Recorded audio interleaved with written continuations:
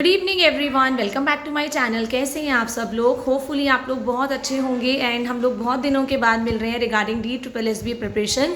तो होपफुली आप लोगों की प्रिपरेशंस अच्छी चल रही होगी। इसी बीच मैं आप लोगों के कमेंट्स पढ़ती हूँ और सबसे ज़्यादा जो प्रॉब्लम फेस हो रही है मेरे सब्सक्राइबर्स को, वो फेस हो रही है हमारी मैथ्स के अंदर। तो आज मैं उसका सोल्यूशन भी लेके आई हूँ एंड मैथ्स के इंपॉर्टेंट टॉपिक्स भी लेके आई हूँ कि कौन कौन से टॉपिक्स मैथ्स के इतने इंपॉर्टेंट हैं जो आपको DSSB जनरल पेपर के लिए करने ही करने हैं। कहाँ से शुरुआत करनी है, कहाँ से एंड करना है, ये सब मैं आपको इसी वीडियो में बताऊँगी। एंड साइड बाय साइड ये भी बताऊँगी आप अपनी मैथ्स को कैसे स्ट्रॉन्ग कर सकते हैं, किस तरह से अपनी डिटर्मिनेशन के साथ, अपने जुनून के साथ अपनी मैथ्स को आप बहुत अच्छा, आप एक वेल ट्रेंड बन सकते हैं अपनी मैथमेटिक्स के साथ। और मैथमेटिक्स ही वो सब्जेक्ट है जो आप लोगों का स्कोर इम्प्रूव करेगी आपकी मेरिट के लिए। तो हम लोग फर्स्ट ऑफ ऑल जान लेते हैं क्या क्या इंपॉर्टेंट टॉपिक्स हैं हमारे DSSB को लेके।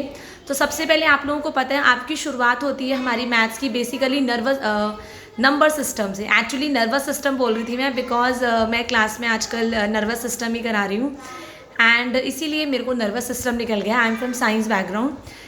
तो सबसे हमारा जो पहला आपका होगा नंबर सिस्टम। तो नंबर सिस्टम आपको सबसे पहले पढ़ना ही पढ़ना है और हम लोग छोटी एज में ही सीख जाते हैं। व्हाट आर नेचुरल नंबर्स, आपको नंबर सिस्टम के अंदर इन सारी चीज़ों की नॉलेज पक्का होनी चाहिए। What are natural numbers, what are whole numbers, then integers, आपको इंटीजर्स पता होना चाहिए। Then you should know rational numbers. Then आप लोगों को पता होने चाहिए आपके odd numbers, even numbers, prime numbers, composite numbers. ये सारी नॉर्मल नॉलेज आप लोगों को सबको नंबर सिस्टम के बारे में होनी चाहिए। मैं अभी उन स्टूडेंट्स की बात कर रही हूँ क्योंकि मैं सारे जो हमारे 4 ऑपरेशंस होते हैं, addition, subtraction, division and multiplication, अगर आप लोगों का ये सब स्ट्रॉन्ग है, आपकी कैलकुलेशंस अच्छी हैं, तब तो आप इधर से बढ़िए। अदरवाइज़ अगर आप लोगों की मल्टीप्लिकेशन, डिवीजन, आपकी टेबल, ये सब स्ट्रॉन्ग नहीं है तो आप लोगों को बहुत इंपॉर्टेंट है अपनी कैलकुलेशंस को स्ट्रॉन्ग करना, क्योंकि यही कैलकुलेशंस होंगी जो आपको उस टाइम पे DSSB में आप लोगों का टाइम को सेव करेंगी और आपका बहुत जल्दी क्वेश्चंस को सॉल्व कराएंगी within a short span of time. आपको पता है कि टाइम जो है हमारे पास 36 से 37 सेकेंड्स होती हैं। ठीक है, अब नंबर सिस्टम जब होगा आप लोगों का, सबसे पहले जो बेसिक टॉपिक आप लोग करें नंबर सिस्टम के बाद, सबसे पहले करिए परसेंटेज। परसेंटेज के अंदर अगर आपने परसेंटेज समझ लिया, ऐसे 5 इससे रिलेटेड कोरिलेटेड टॉपिक्स हैं जो आपको बहुत हेल्प करेंगे। इसके बाद जैसे कि टाइम एंड वर्क, जब आप टाइम एंड वर्क करते हैं तब आप लोगों के पास परसेंटेज रिलेटेड क्वेश्चंस आते हैं कि इतने परसेंट हो गया, इतना परसेंट, 50% काम ए ने कर लिया, 20% बी ने कर लिया। ये सारे कंसेप्ट कब आएंगे? जब हमें परसेंटेज का टॉपिक आता होगा। One of the good and interesting topic of mathematics, percentage का आपको पूरा प्रॉपर आइडिया होना चाहिए। जब आप बेसिक कर लेंगे तो कंपाउंड इंटरेस्ट, सिंपल इंटरेस्ट जब करेंगे उसके अंदर भी परसेंटेज से रिलेटेड क्वेश्चंस आते हैं और आपको हेल्प मिलेगी। देन प्रॉफिट लॉस, पता है प्रॉफिट परसेंट निकालने को आता है, लॉस परसेंट आता है, find the increase in percent. तो ये सारी चीज़ें आपको इंटर रिलेटेड हैं। कंपाउंड इंटरेस्ट, सिंपल इंटरेस्ट करेंगे। फिर after that time and work मैंने आपको बता दिया है। देन मेंसुरेशन भी आपको करना है। 2D पहले करना है।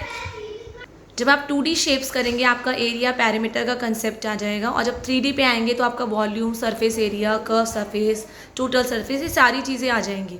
तो पहले 2D शेप्स करिए और फिर 3D शेप्स करिए। इसके अंदर भी आप लोगों को हेल्प मिलेगी परसेंटेज चैप्टर करने में। नेक्स्ट आपका एवरेज वाला चैप्टर जो है, it is very very easy, तो आप लोग एवरेज ज़रूर करें। इससे रिलेटेड क्वेश्चंस भी आते हैं आपके और डायरेक्ट क्वेश्चंस आते हैं। देन 2D 3D शेप्स आपकी हो गई। देन आपको मेंसुरेशन के अंदर, चाहे एरिया है, चाहे पेरीमीटर है, चाहे वॉल्यूम है, चाहे सरफेस एरिया है, आपको प्रॉपर एक रजिस्टर मैथमेटिक्स के लिए मेंटेन करना है जिसमें आप सारे के सारे फॉर्मूलेज लिखेंगे। मेंसुरेशन में सबसे ज़्यादा प्रॉब्लम है तो आप सबसे ज़्यादा फॉर्मूलेज और प्रॉब्लम्स मिलेंगी और आपको क्या करना है अपने सब्जेक्ट रजिस्टर के अंदर, मैथ्स के रजिस्टर के अंदर आपको सारे फॉर्मूलेज क्या करने हैं, लर्न करके लिखने हैं। Try to write it in your own by learning. Learn करने के बाद तब फॉर्मूला लिखो तो ज़्यादा मज़ा आएगा। ठीक है, देन आप टाइम एंड वर्क करेंगे। देन आपका आ जाता है डिस्टेंस, स्पीड एंड टाइम वाले कैलकुलेशंस आ जाते हैं कि 2 स्टेशन के बीच का डिस्टेंस इतना है, एक ट्रेन जो है A to B जा रही है इतनी स्पीड से, एक B to A आ रही है। इस टाइप के क्वेश्चंस आपको मिलेंगे। वेरी वेरी इंपॉर्टेंट टॉपिक, आप ये करेंगे। देन आपका HCF LCM आपका नंबर सिस्टम में आ जाएगी, आपको पक्का करना है। देन रेशियो प्रपोर्शन का एक सेपरेट टॉपिक है जो आपको करना है, एक अलग कंसेप्ट है, वेरी वेरी इंपॉर्टेंट। काफ़ी क्वेश्चन आते हैं कि A/B जो है प्रपोर्शन में, B/C है, A और C का प्रपोर्शन क्या होगा, ऐसे इस टाइप के क्वेश्चंस आपको देखने को मिलते हैं। सिंप्लीफिकेशन वेरी वेरी इंपॉर्टेंट, और सिंप्लीफिकेशन में आपके एडिशन, सब्ट्रैक्शन, एलसीएम, ये सारे के सारे कंसेप्ट जो होते हैं यूज़ होते हैं। आपको सम बहुत बड़ा लगेगा लेकिन वो ट्रिक्स में सॉल्व होता है बहुत जल्दी अगर आपके मैथ्स की बेसिक नॉलेज बहुत अच्छी है। देन डेटा हैंडलिंग, आपको डेटा दे देंगे, उसको आपको इंटरप्रिटेट करना पड़ेगा। तो ये सारे टॉपिक्स हैं कुछ ऐसे जो आपको करने ही करने हैं मैथ्स के अंदर, और ये इस तभी होंगे जब हम लोग अपना डिटर्मिनेशन स्ट्रॉन्ग रखेंगे, हमारे अंदर सीखने का कुछ होगा। तो इसके लिए क्या करना है, अगर आप लोग भी DSSB के लिए प्रिपेयर कर रहे हैं, आपको अपना टाइम टेबल मेंटेन करना है, चाहे वो रात का है चाहे वो दिन का है, अपने कन्वीनियंस के अकॉर्डिंग। येस, थोड़ा सा अपने कंफर्ट जोन से तो बाहर जाना पड़ेगा। अगर हम अपने कंफर्ट जोन में रह के सब चीज़ें चाहेंगे कि मुझे बैठे बैठे मिले, तो कुछ भी ऐसा बैठा बैठे नहीं मिलता है। आपको थोड़ा सा कष्ट तो खाना पड़ेगा। अब वो आप पे डिपेंड करता है कि आप लोग मॉर्निंग का रूटीन रखते हैं, अगर आप लोग घर पे रहते हैं बेसिकली, और अगर आप लोग वर्किंग है तो आप लोग शाम का, रात का, जैसा भी करते हैं, बट आपका एक प्रॉपर रूटीन होना चाहिए जिसमें आप रेगुलर स्टडीज़ करें। आपको रेगुलर मोड में स्टडीज़ करनी है, ये बहुत इंपॉर्टेंट है मैथमेटिक्स के लिए। देन हमेशा बेसिक से स्टार्ट करें। बेसिक में आपकी थ्योरी, पहले थ्योरी ज़रूर पढ़ें मैथ्स की। कोई भी चीज़ ऐसा नहीं है कि जाते ही आप सॉल्व करने लग जाएंगे। आपको थियोरेटिकल नॉलेज होना बहुत ज़रूरी है, आपका बेसिक क्लियर होना बहुत ज़रूरी है। हम डायरेक्टली शॉर्ट ट्रिक्स पे भागते हैं, तो शॉर्ट ट्रिक्स से क्वेश्चंस वही बच्चे कर पाते हैं जिनके कंसेप्ट बहुत क्लियर होते हैं। पहले आपको लॉन्ग पाथ बोलते हैं ना, कि शॉर्टकट से पहले हमें लॉन्ग कट लेना पड़ता है, वही है कि पहले आपको लंबे रास्ते से चलना पड़ेगा, तभी आप शॉर्ट ट्रिक सीखेंगे। इसीलिए कोई भी कंसेप्ट कर रहे हैं, आज ही उठाइए परसेंटेज, मुझे बताइए क्या प्रॉब्लम आ रही है, and I will help you in that. Percentage उठाइए।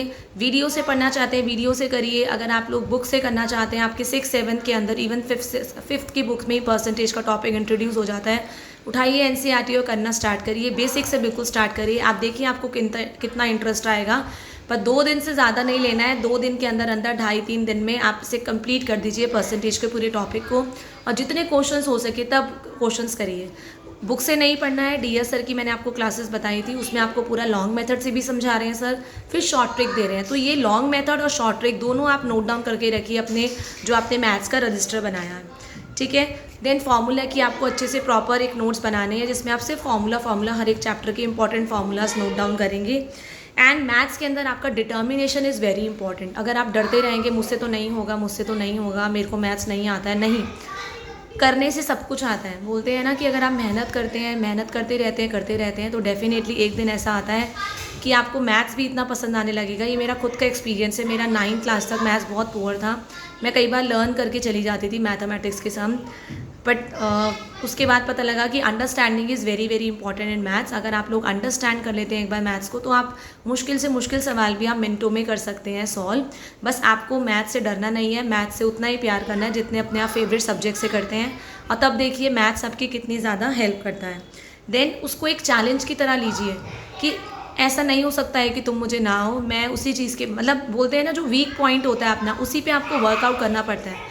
अगर आपको पता है मेरी हिंदी भी अच्छी है, मेरी इंग्लिश भी अच्छी है, मेरा GK भी अच्छा है, अब मेरा यही वीक पॉइंट है, अब मुझे अपनी वीकनेस को रिमूव करना है। अगर आप उससे डरते रहेंगे तो मैथ्स क्या होगा, आपको डराता रहेगा। पर जहाँ पे आप उसको चैलेंज ले लेंगे कि अब तो मुझे इसे कंप्लीट करना है, मुझे इसको बीट करना है, मुझे इसे हराना है, और इसके कंसेप्ट्स मुझे दिमाग में डालने हैं, तो डेफिनेटली एक दिन ऐसा भी आएगा, और बहुत जल्दी आएगा। मैं डेफिनेटली कह रही हूँ, आप सिर्फ ट्राई करिए और आज से शुरू करिए मैथ्स की प्रैक्टिस। फिर डिटेल में कंसेप्ट को करिए और तब क्वेश्चन सॉल्व करिए, आपको खुद को इंटरेस्ट आने लगेगा। उसके बाद जब मैथ्स आने लगता है ना, तो मैथ्स के अलावा कुछ भी करने का मन नहीं करता। और जहाँ आप, और इजी क्वेश्चन से स्टार्ट करिए, ऐसा नहीं डिफिकल्ट कि पेपर में जो आ रहे हैं मैं वो कर रही हूँ, नहीं, स्टार्ट फ्रॉम इजी क्वेश्चंस। बिल्कुल जो छोटे छोटे क्वेश्चंस हैं उनसे स्टार्ट करिए, उससे आपका कॉन्फिडेंस बिल्डअप होगा, और तब आप थोड़ी मॉडरेट लेवल के क्वेश्चन करिए, एंड देन डिफिकल्टी लेवल पे जाइए, ठीक है। ऐसा नहीं कि हमने शुरू में ही डिफिकल्ट क्वेश्चन पकड़ा, उसके बाद तो हम वैसे ही डीमोटिवेट हो जाएंगे। इसीलिए हमारे इजी क्वेश्चंस जो हैं वो करिए। शॉर्ट ट्रिक्स अभी नहीं करेंगे। अगर आप बिल्कुल अभी बिगिनिंग कर रहे हैं मैथ्स की, शॉर्ट ट्रिक्स तब करेंगे जब आप लोगों को, शॉर्ट ट्रिक्स आप तभी करेंगे जब आप लोग लॉन्ग मेथड्स करेंगे, कंसेप्ट करेंगे, फॉर्मूला करेंगे, और NCERT से क्वेश्चन ज़रूर ट्राई करिए, आपको डेफिनेटली हेल्प मिलेगी।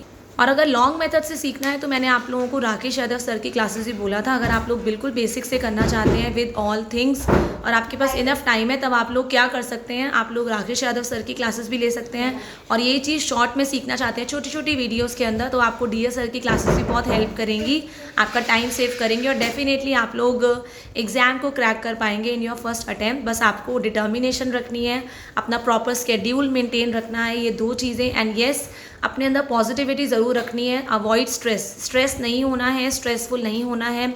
मैथ्स तो वैसे ही बोलते हैं ना कि अब स्ट्रेस देता है, तो आपको क्या करना है, इसी स्ट्रेस को दूर हटा के तभी मैथ्स को स्टार्ट करना है।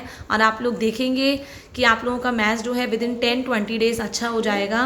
क्वेश्चन को समझना है, क्वेश्चन क्या पूछ रहा है, ऑब्जर्व करना है, क्वेश्चन को 2 बार 3 बार पढ़ना है, तब जाके स्टार्ट करना है कि क्या चीज़ गिवन है, क्या चीज़ निकालनी है, और तब आगे बढ़ना है। तभी भी आपको कोई भी इश्यूज़ आ रहे हैं मैथ्स में, you can always ask me in the comment session. Thank you.